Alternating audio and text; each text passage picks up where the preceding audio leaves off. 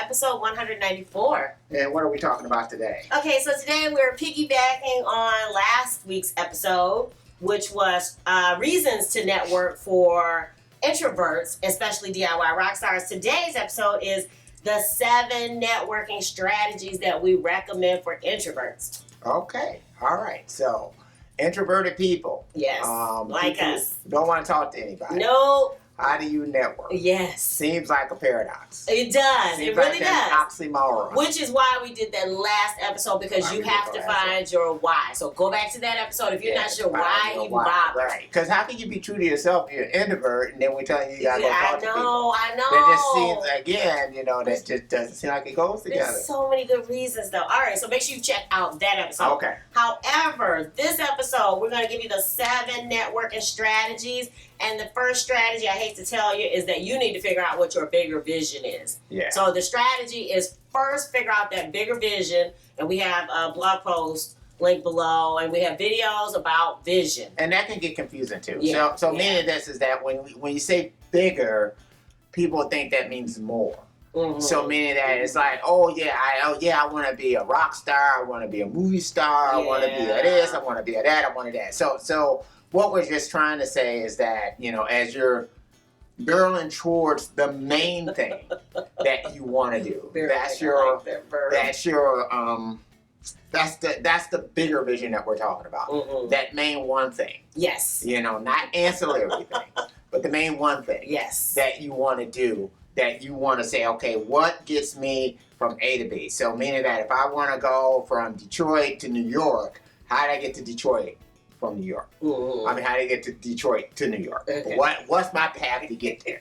Right. So that's the bigger goal. Yes, because once you have that goal, right, a lot of these will start to make sense to you. So and then will be minor goals that you may kind of pick up along the way. So like as you're going from Detroit to New York, you go through like Ohio.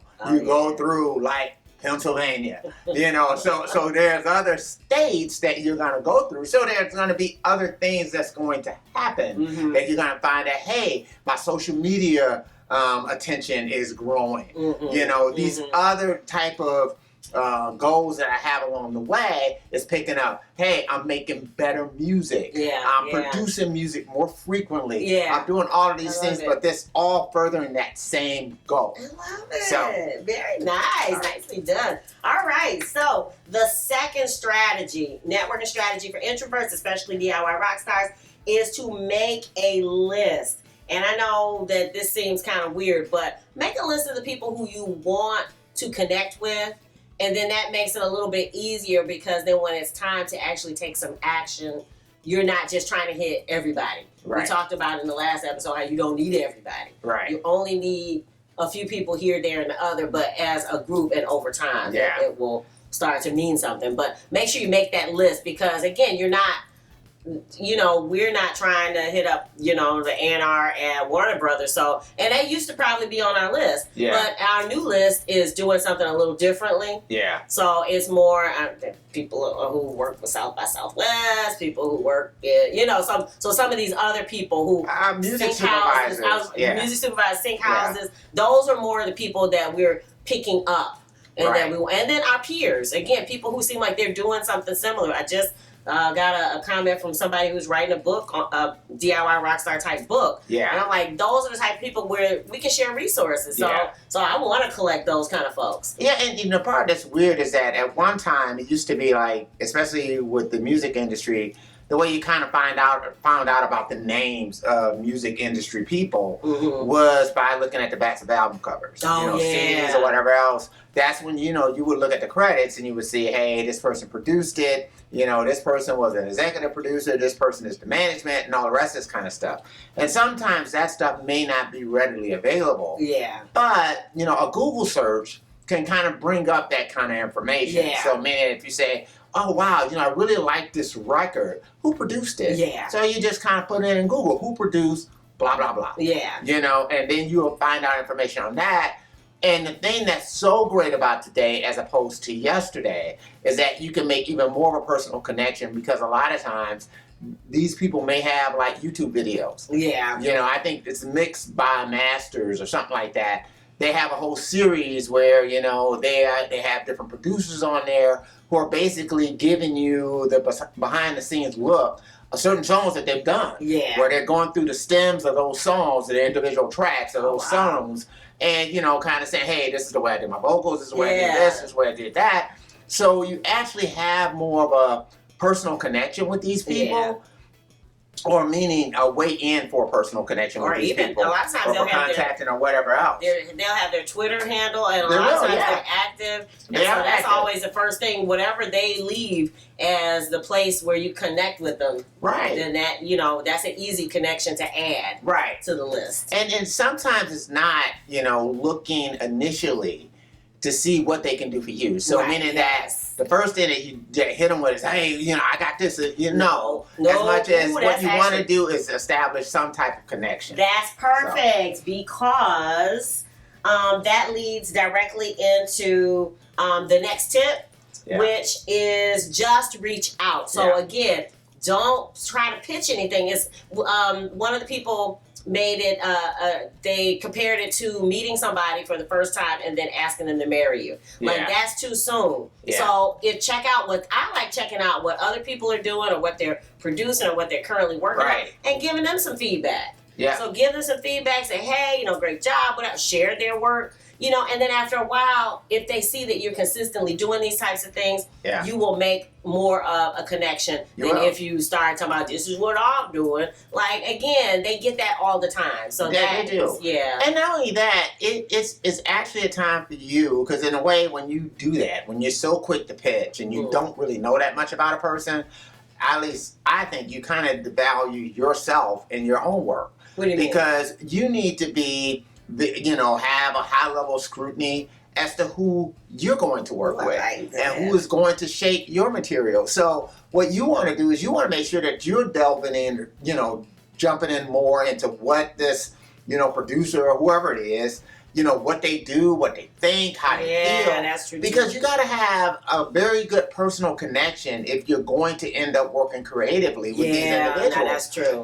Because there's got to be a certain amount of mutual respect, for artist and producer, because the last thing you want is to be working with a producer, you have a suggestion and they just blow you off. Right. You don't want that either. You don't want it to be like, okay, they just do whatever they do to your stuff and send it back to you. And say, okay, so important. And or because of the way that you establish the relationship. And so sometimes if you just try to say, okay, I want to bring them in as a gun for hire or whatever else, then there's no real connection there. And so what you want to do is you want to make it, at least I would think, more of a collaborative process, because you want your voice as an artist not to get snuffed out. You want it to be enhanced. So you have to establish some type of relationship with whoever you're going to work with. That's true.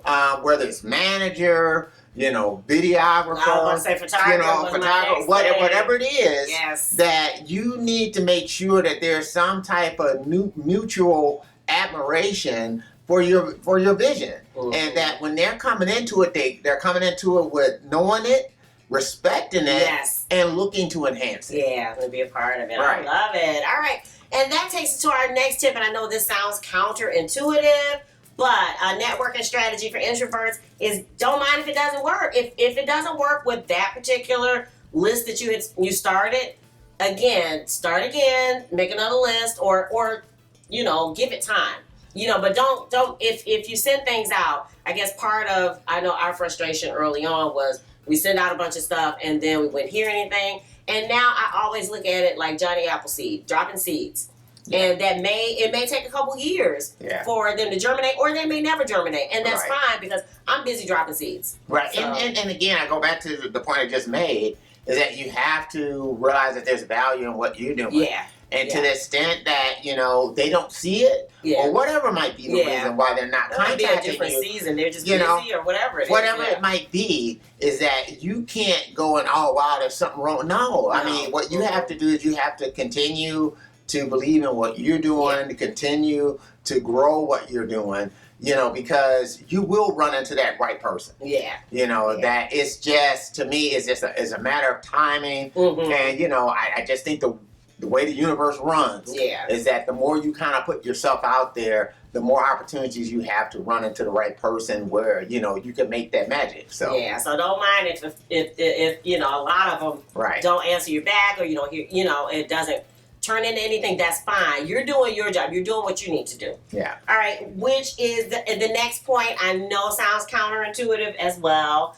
with our networking strategies for introverts, but don't seem needy. I know we talked about that a little bit, but again, never start off saying, oh, come listen. And I'm saying that even when it's peers, even like the person who was writing their book, you know, they dropped their link, and that's great. I went to check out what they were doing, and I'm like, hey, great job, and left it at, I'm happy that you're here, and left it at that. I didn't say, hey, but check out mine. Like, it is not a good look. Yeah, I mean, again, it goes back to the same thing. It's like, if you're too needy, a lot of times people feel like, okay, but well, that means not valuable. Right. And again, you are always want to present yourself and your work, you know, and not as though it's valuable. It is valuable. Yeah. And that you always have to remember that, you know, that the one thing that you have is your own uniqueness. Yes. Is the fact that you're you. You know, it's like, you know, fingerprints, right? Yeah. Just like, you know, everybody has their own special fingerprints. That's the same thing for you as an artist.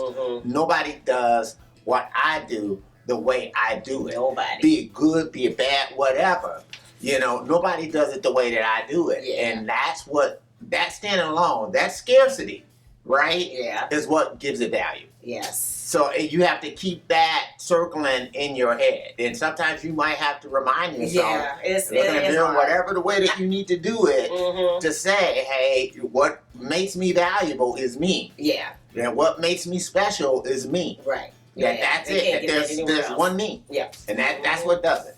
I love it, and we're gonna piggyback on that with a tip that you kind of hinted at in the last episode, but. Another tip for introverts, you're a person who doesn't like to go out and introduce yourself, be a human billboard for yourself. So wear your merch, look interesting. I would say wear if you can, I know it's tough, maybe wear a smile, maybe look approachable, maybe. I mean, I don't know. It depends on what your aesthetic is, but the main thing is be you and be unapologetically you. Yeah. You know, wear the things that make you who you are. Yeah. Wear the things that make you special. Again, I keep having a harp on this for music, is that music is a cultural experience. Yeah. It is more than just what you hear. Yeah. It kind of pulls in everything. I mean, who thinks about the 1960s without thinking about everything culturally going around it? Yeah, that's true. You know, I mean, there is the music, but when you hear the music, you think about the clothes. I was about to say the bell bottoms. Right. You think about the turbulence of the 60s. You think about all that stuff. Same thing with the 70s. It's like,